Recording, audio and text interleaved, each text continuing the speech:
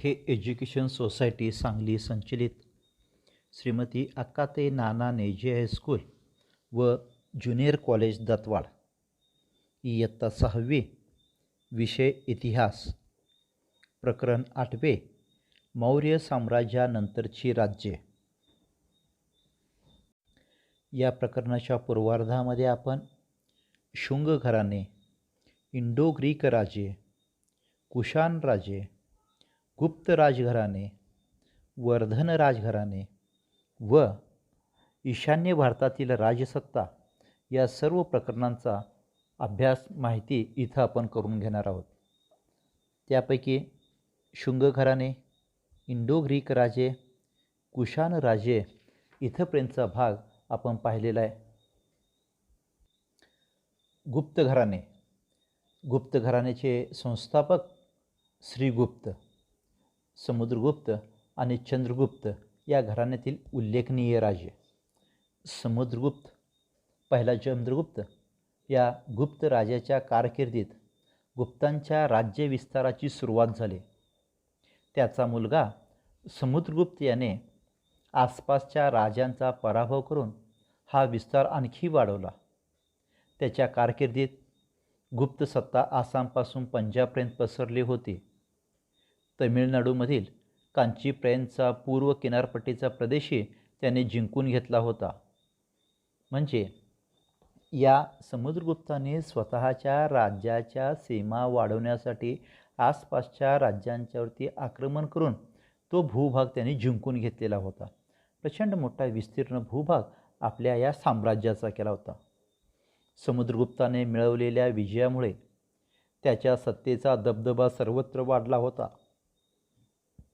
त्यामुळे वायव्येकडील राजे तसेच श्रीलंकेतील राजा यांनीही त्याच्याशी मैत्रीचे करार केले।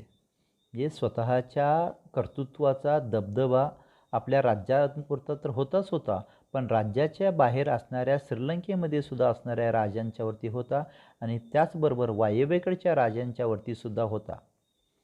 समुद्रगुप्ताचा पराक्रम आणि त्याने मिळवलेले विजय याचे वर्णन प्रयागच्या स्तंभलेखात सविस्तर दिलेले आहे। हा लेख प्रयाग प्रशस्ती म्हणून ओळखला जातो। त्याला अलाहाबाद प्रशस्ती असेही म्हणतात। समुद्रगुप्ताने मिळविलेल्या या साम्राज्याच्या विस्ताराची पोचपावती त्यांच्याजवळ असणाऱ्या वेगवेगळ्या पद्धतीच्या लेखातून पाहावयास मिळतो। स्तंभलेखामध्ये त्याचा उल्लेख पाहावयास मिळतो। तो प्रयाग प्रशस्ती म्हणून सुद्धा पाहायला मिळतो। समुद्रगुप्त वीणा वादनात प्रवीण होता। एक चांगल्या पद्धतीचं वाद्य तो वाजवू शकत होता आणि त्याच्यात तो तरबेज होता। समुद्रगुप्ताने विविध प्रकारची प्रतिमा असलेली नाणी काढली होती। त्यातील एका प्रकारात तो स्वतः नाणी वाजवताना दिसतो। त्यावर समुद्रगुप्त असे नाव लिहिले आहे। जे वाद्य वाजवणारा हा राजा किंबहुना कलेबद्दल आस्था असणारा, प्रेम असणारा, वीणा वाजवत असणारे एक समुद्रगुप्ताची सोन्याची नाणीसुद्धा पाहावयास मिळते। अशा पद्धतीनं समुद्रगुप्ताने आपल्या साम्राज्याचा विस्तार केलेला आहे। कलाप्रिय, शिस्तप्रिय अशा पद्धतीचा राजा, त्याचबरोबर इतर राजांच्यावरती दबदबा निर्माण करणारा समुद्रगुप्त म्हणून इतिहासामध्ये गुप्त घराण्यातील या राजाचा उल्लेख करावा लागतो। दुसरा चंद्रगुप्त, दुसरा चंद्रगुप्त हा समुद्रगुप्ताचा मुलगा होय। गुप्तांचे साम्राज्य त्याने वायव्येकडे वाढविले। त्याने माळवा, गुजरात आणि सौराष्ट्र जिंकून घेतले होते। दुसऱ्या चंद्रगुप्ताने त्याची मुलगी प्रभावती हिचा विवाह वाकाटक घराण्यातील दुसरा रुद्रसेन याच्याशी करून दिला। ज्या पद्धतीनं समुद्रगुप्ताने स्वतःच्या प्रदेशाच्या सीमा वाढवलेल्या आहेत, त्याच पद्धतीनं इथं दुसरा चंद्रगुप्त यांनीसुद्धा, म्हणजे समुद्रगुप्ताचा मुलगा यांनीसुद्धा स्वतःच्या प्रदेशाच्या सीमा त्यांनी वाढवलेल्या आहेत। एवढंच नव्हे, साम्राज्य विस्तार करत असताना आपली मुलगी प्रभावती हिचा विवाह दक्षिणेकडे असणाऱ्या वाकाटक घराण्यामध्ये रुद्रसेन याच्याशी करून दिला। अशा रीतीने दक्षिणेकडच्या बलशाली वाकाटक सत्तेशी नातेसंबंध जोडले। दिल्लीजवळील मेहरौली येथे एक लोहस्तंभ उभा आहे। तो सुमारे 1500 वर्षांहून अधिक जुना आहे, तरी तो गंजलेला नाही। प्राचीन भारतीयांनी तंत्रज्ञानात केलेली प्रगती ते एक प्रतीक आहे. या लोहस्तंभावरील लेखात चंद्र नावाच्या राजाचा उल्लेख आहे. त्या उल्लेखाच्या आधारे हा लोहस्तंभ दुसऱ्या चंद्रगुप्ताच्या काळातील आहे असे मानले जाते. दिल्लीजवळ मेहरुली ह्या ठिकाणाला एक लोहस्तंभ उभा आहे. तो 1,500 वर्षापूर्वीचा जुना आहे, तरी तो गंजलेला नाही. लोखंड तसं ऊन वारा पावसामध्ये गंजतं, पण 1,500 वर्षे होऊन जरी गेला असला तरी तो लोहस्तंभ अजून गंजलेला नाही, खराब झालेला नाही.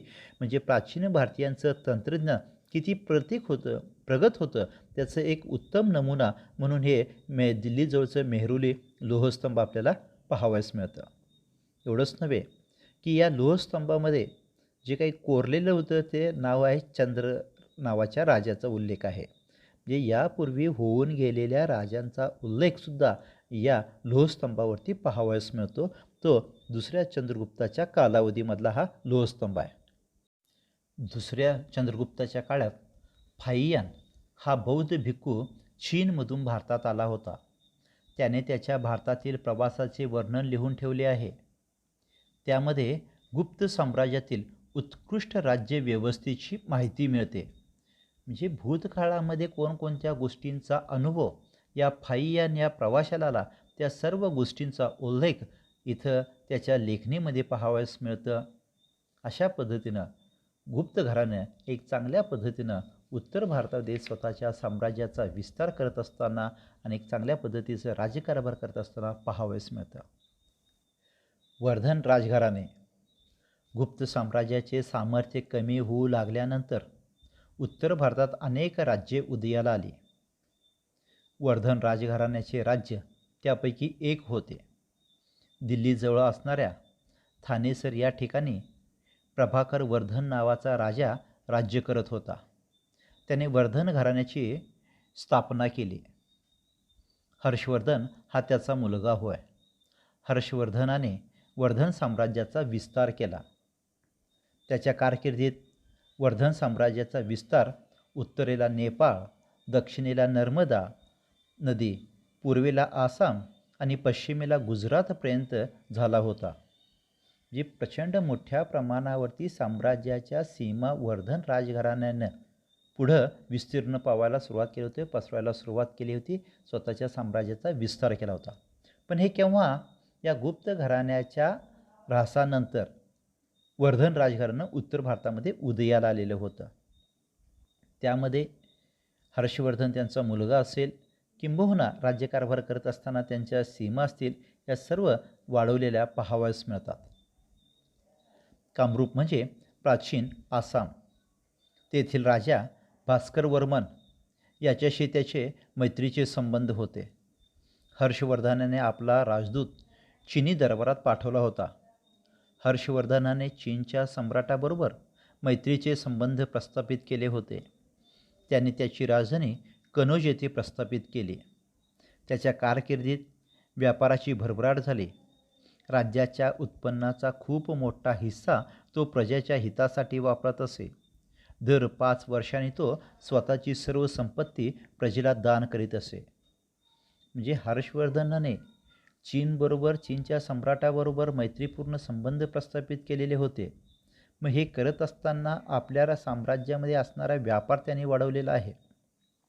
प्रचंड मोठ्या प्रमाणावरती तो उत्पन्न वाढवलेला, राज्याचं उत्पन्न वाढत होतं. दर 5 वर्षांनी आपली जी संपत्ती आहे हा राजा मात्र सर्व प्रजेसाठी दान म्हणून देत होता.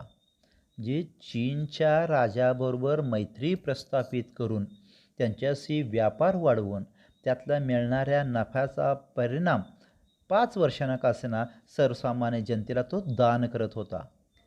हर्षवर्धनाच्या दरबारातील राजकवी बाणभट्ट याने हर्षचरित हा हर्षवर्धनाच्या जीवनावरील ग्रंथ लिहिला. त्याच्या आधारे हर्षवर्धनाच्या कारकिर्दीची माहिती मिळते. हर्षवर्धनाने बौद्ध धर्माचा स्वीकार केला होता. त्याने इतर धर्मांनाही उदार आश्रय दिला. हर्षवर्धनाने रत्नावली, नागानंद आणि प्रियदर्शिका अशी 3 संस्कृत नाटके लिहिली. हर्षवर्धनाच्या काळात युआन श्वांग हा बौद्ध भिक्खू चीनहून भारतात आला होता. तो भारतभर फिरला. नालंदा विद्यापीठात तो 2 वर्षे राहिला होता. त्याने चीनमध्ये गेल्यावर बौद्ध ग्रंथाचे चीनी भाषेत भाषांतर केले. या सर्व घडामोडीमध्ये राजकवी बाणभट्टाने लिहिलेलं हर्षचरित्र असेल, हर्षवर्धनच्या राजावरचा तो ग्रंथ. त्याचबरोबर इतर बौद्ध धर्माचा स्वीकार हर्षवर्धनने जरी केला असला राजाने, तरीसुद्धा दुसऱ्या धर्माचा अनादर मात्र केलेला नाही. तेवढ्याच चांगल्या पद्धतीनं इतर धर्मांनाही तो उदारपणानं आश्रय दिलेला राजा हर्षवर्धन पाहावयास मिळतो. 3 नाटके या हर्षवर्धनने लिहिलेली आहेत: रत्नावली, नागानंद आणि प्रियदर्शिका. त्याचबरोबर याच्याच कालखंडामध्ये युआन शाँग नावाचा बौद्ध भिक्खू चीनहून भारतात आला होता. तो संपूर्ण भारतभर फिरलेला आहे. नालंदा विद्यापीठामध्ये 2 वर्षे राहून तिथं अभ्यास केलेला आहे आणि चीनमध्ये गेल्यानंतर पुन्हा या बौद्ध ग्रंथाचं चीनी भाषेत भाषांतर केलेलं आहे. जे भारतामध्ये असणाऱ्या चांगल्या गोष्टींचा अभ्यास करण्यासाठी परदेशातून काही विद्यार्थी भारतामध्ये येत होते. या विद्यापीठामध्ये राहून ज्ञान घेतलेले पाहावयास मिळतं.